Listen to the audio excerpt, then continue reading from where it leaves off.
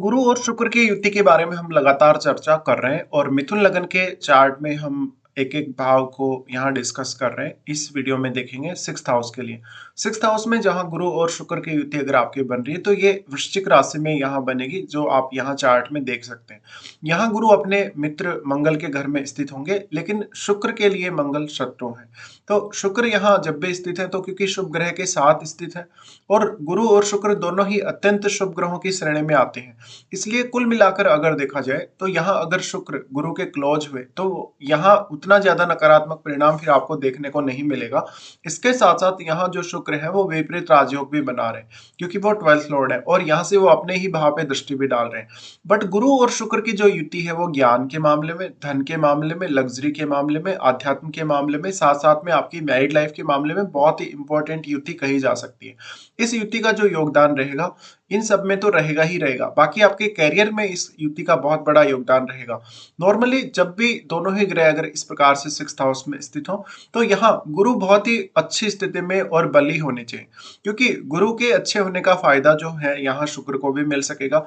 और फिर इनके साथ अगर कोई भी ग्रह स्थित है तो उस ग्रह पर भी इन ग्रहों का प्रभाव अवश्य ही पड़ेगा।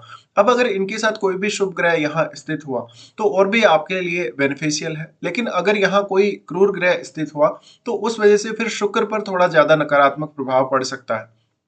तो शुक्र यहाँ गुरु के साथ होने की वजह से ही यहाँ शुभ परिणाम आपको प्रदान कर सकते हैं। साथ साथ में शुक्र यहाँ अब रेट्रोग्रेड कंडीशन में नहीं होने चाहिए और गुरु तो बिल्कुल भी यहाँ रेट्रोग्रेड नहीं होने चाहिए, क्योंकि अगर गुरु यहाँ रेट्रोग्रेड हो गए तो उस केस में गुरु का जो शुभ प्रभाव है वो यहाँ शुक्र पर भी हमें देखने को नहीं मिलेगा और इस भाव में भी गुरु का शुभ प्रभाव नहीं देखने को मिलेगा। इसके साथ साथ अगर देखा जाए तो गुरु आपके चार्ट में 7वें भाव और 10वें भाव के स्वामी बनते हैं, तो गुरु का बहुत ही इंपॉर्टेंट रोल है आपकी लाइफ में। शुक्र आपके चार्ट में 5वें भाव के स्वामी और 12वें घर के स्वामी बनते हैं। तो एक तरीके से अगर देखा जाए तो शुक्र का यहाँ पर जो रोल है कहीं ना कहीं क्रिएटिव स्किल्स को लेके, आपकी स्टडीज वगैरह को लेके, संतान पक्ष को लेके बहुत ही इंपॉर्टेंट होने वाला है। इस प्रकार का शुक्र है तो जातक यहाँ अपनी संतान पर बहुत ज्यादा खर्चे कर सकता है। संतान से जुड़ी हुई कुछ समस्याएं जैसे कि हेल्थ से रिलेटेड इश्यूज हैं या बाकी उनके संतान के कैरियर से रिलेटेड इश्यूज हैं, वो यहाँ देखने को मिल सकते हैं कभी कभी। बट अगर यहाँ शुक्र रेट्रोग्रेड होंगे या फिर यहाँ पर राहु या केतु जैसे प्लेनेट बैठे हो तभी यहाँ शुक्र ज्यादा बिगड़ेंगे। अदरवाइज यहाँ अगर गुरु बैठे हैं साथ में और गुरु अगर रेट्रोग्रेड कंडीशन में नहीं है तो गुरु का पूर्ण रूप से शुभ प्रभाव यहाँ शुक्र पर भी पड़ सकेगा। अब यहाँ आपको मंगल को देखना होगा, वास्तव में क्या मंगल यहाँ कोई संबंध बना रहे हैं, दृष्टि संबंध, या फिर मंगल यहाँ युति करके बैठे हो। तो जो भी प्लेनेट यहाँ युति करके बैठा हुआ है वास्तव में वो क्या शुक्र के बहुत ज्यादा क्लोज है या गुरु के बहुत ज्यादा क्लोज है। देखिए अगर यहाँ कोई फायरी प्लेनेट बैठा है, अगर वो गुरु के बहुत ज्यादा क्लोज है तो इससे आपको फायदा ही होगा। लेकिन अगर कोई फायरी प्लेनेट यहाँ बैठा है, अगर वो शुक्र के ज्यादा क्लोज है तो फिर आपकी मैरिड लाइफ पे काफी नकारात्मक असर पड़ सकता है उस प्लेनेट का। इसके साथ साथ जो भी यहाँ प्लेनेट बैठा है वो आपके चार्ट में किसी भी भाव का स्वामी हो सकता है। जैसे कि यहाँ शनि बैठे हो तो शनि आपके 8वें और 9वें घर के स्वामी होंगे। मंगल बैठे हो तो मंगल आपके 11वें घर के और छठे घर के स्वामी होंगे। इसी तरीके से जो जो भी यहाँ प्लेनेट बैठे हैं उनको आपको देखना होगा। तो आपको उस पर्टिकुलर भाव के लिए भी फिर विचार करना होगा। तो जिस भाव का भी स्वामी यहाँ बैठेगा उसके लिए अब आपका हार्डवर्क बढ़ जाएगा, आपकी मेहनत बढ़ जाएगी, उसके लिए आपकी कुछ रेस्पॉन्सिबिलिटीज बढ़ जाएंगी। साथ ही उस पर्टिकुलर भाव से जुड़े हुए मामलों में आप आर्थिक रूप से किस प्रकार से सोचते हैं, आर्थिक रूप से लाभ के लिए सोचते हैं, खर्चा करने के लिए सोचते हैं, या किस प्रकार से उस ओवरऑल भाव की आप प्लानिंग करते हैं काम करने के लिए। अब गुरु यहाँ क्योंकि 7वें घर के स्वामी है और 10वें घर के स्वामी है तो गुरु आपके वैवाहिक जीवन को भी यहाँ उतना ही ज्यादा इंपॉर्टेंट दिखाते हैं और साथ में शुक्र है। तो गुरु और शुक्र दोनों ही वैवाहिक जीवन में बहुत ही महत्वपूर्ण भूमिका निभाते हैं और इनकी भूमिका अब आपके बिजनेस वाइज या आपकी कोई पार्टनरशिप वाइज भी बहुत अहम हो जाएगी। जो सिक्स्थ हाउस है वो आपका वर्क प्लेस है। वर्क प्लेस पे इन दोनों ही ग्रहों की युति का होना ये दिखाता है कि जातक पर जो रेस्पॉन्सिबिलिटी है सिक्स्थ हाउस से संबंधित वो बहुत ज्यादा हो सकती है।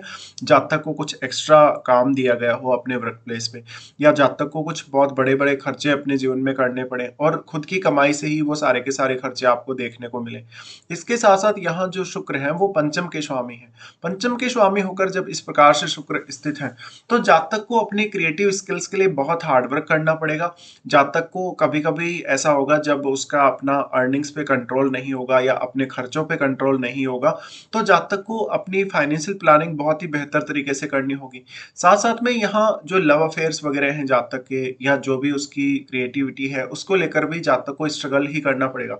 तो शुरुआती समय में जब आपका एज लगभग 25 से 28 तक है, तब तक आपको ये दोनों ही ग्रह बहुत ही ज़्यादा मेहनत करवाएँगे।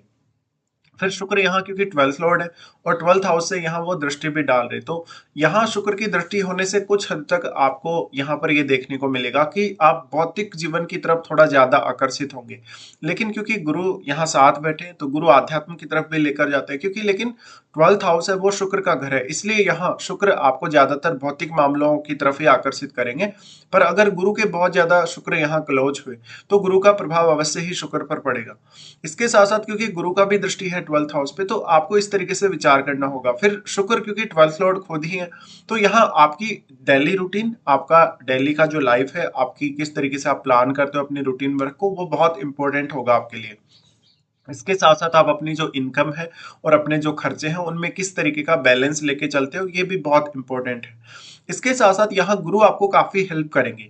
गुरु आपको हेल्प करेंगे आपके ज्ञान की वजह से, आपके जो भी आध्यात्मिक प्रोग्रेस है, कहीं ना कहीं आपकी जो भी जर्नी है, आपके कैरियर से जुड़ी हुई जो जर्नी है या डेली लाइफ की जो भी आपकी जर्नी है, कहीं ना कहीं उसमें इनका योगदान बहुत अहम होगा, क्योंकि गुरु ज्ञान के कारक है। ज्ञान के कारक होने की वजह से अब आप अपनी बुद्धिमत्ता और अपने ज्ञान का पूर्ण रूप से इस्तेमाल करें जब भी आप अपना रूटीन वगैरह निर्धारित करें।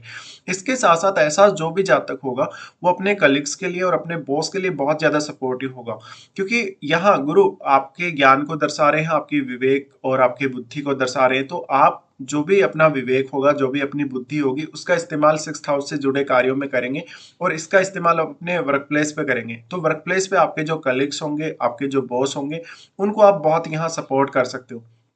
गुरु शुक्र का युति है और अगर मान लो यहाँ शुक्र बहुत ज्यादा क्लोज नहीं है गुरु के, तो ऐसा जो जातक होगा अपने कलीग्स के साथ या अपने बॉस के साथ कभी कभी पार्टी वगैरह भी कर सकता है, और पार्टी वगैरह पे वो खुल के खर्चा करेगा।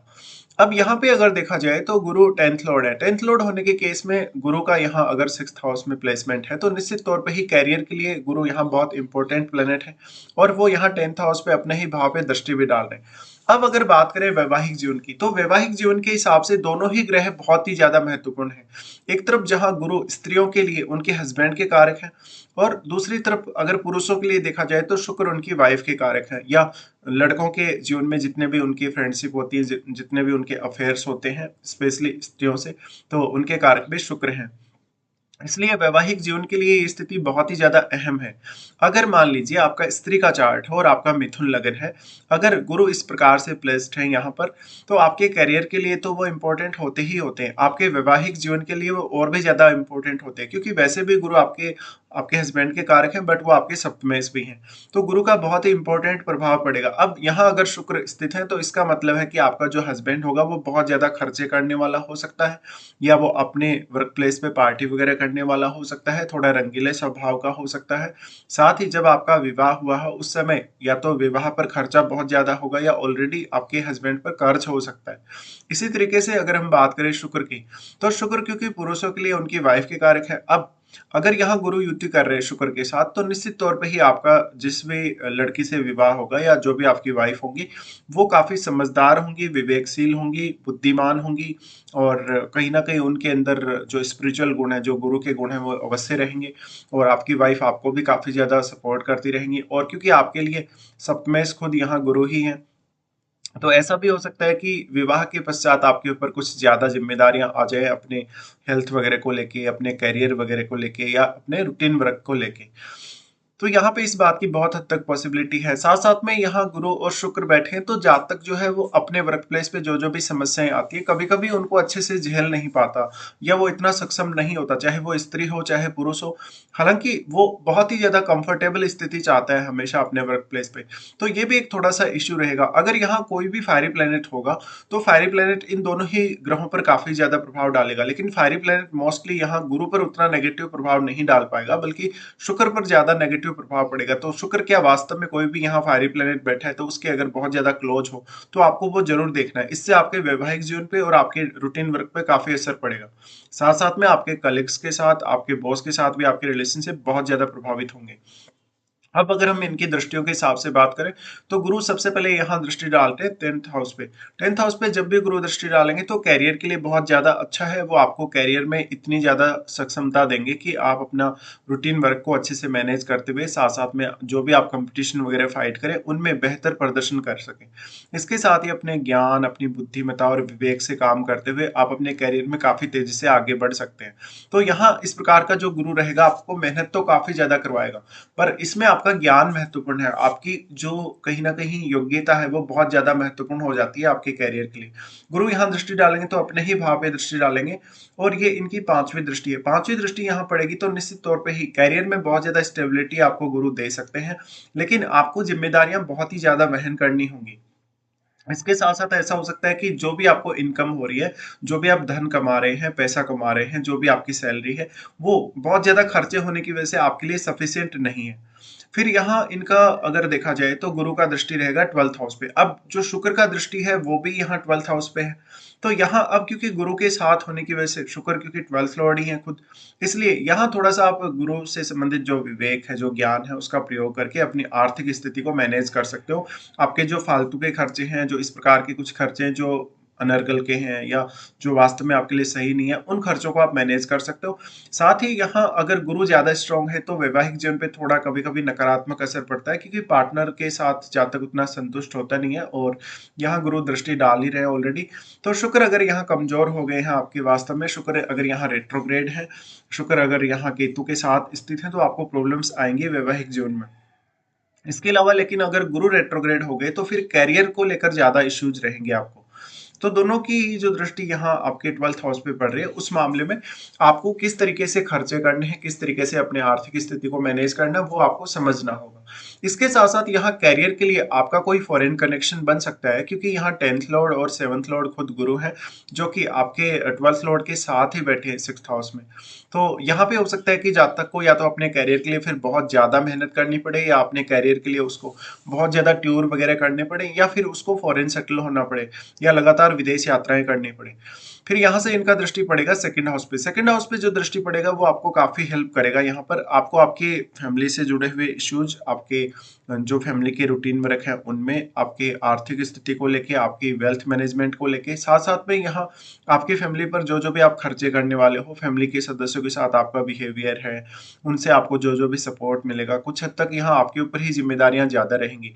हालांकि आपको यहाँ किसी भी बैठे हुए प्लेनेट को अवश्य देखना चाहिए। सेकंड हाउस में जो भी प्लेनेट बैठा होगा वो कहीं न कहीं आपको बहुत ज़्यादा सपोर्ट करेगा, या उसका प्रभाव यहाँ काफ़ी स्ट्रांगली रहेगा। और अगर कोई प्लैनेट यहाँ सेकंड हाउस में बैठा है तो वास्तव में वो आपके चार्ट में किस भाव का स्वामी, उस भाव से उसका कनेक्शन देखिएगा।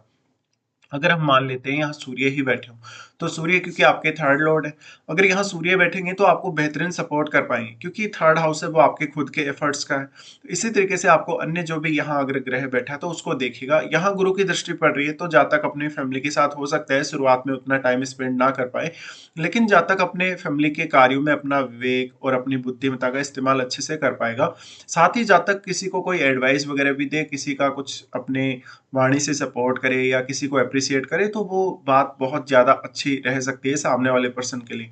इसी प्रकार से अब आपको देखना होगा इनके साथ अगर कोई भी ग्रह बैठेगा तो वास्तव में वो ग्रह शुक्र पर कैसा प्रभाव डालेगा, वास्तव में गुरु पर कैसा प्रभाव डालेगा। अगर राहु केतु जैसे ग्रह बैठ रहे हो यहाँ पर तो आपको ज्यादा स्ट्रांगली इसके बारे में विचार करना होगा। और साथ साथ में क्या वास्तव में आपको गुरु की या शुक्र की महादशा है, अगर आपको महादशा है तो कौन से एज पीरियड में आपको वो महादशा आ रही है, ये सब आपको देखना चाहिए। तो इस तरीके से आप जज कर सकते हैं जब भी गुरु और शुक्र का युति आपके 6th हाउस में बनेगा।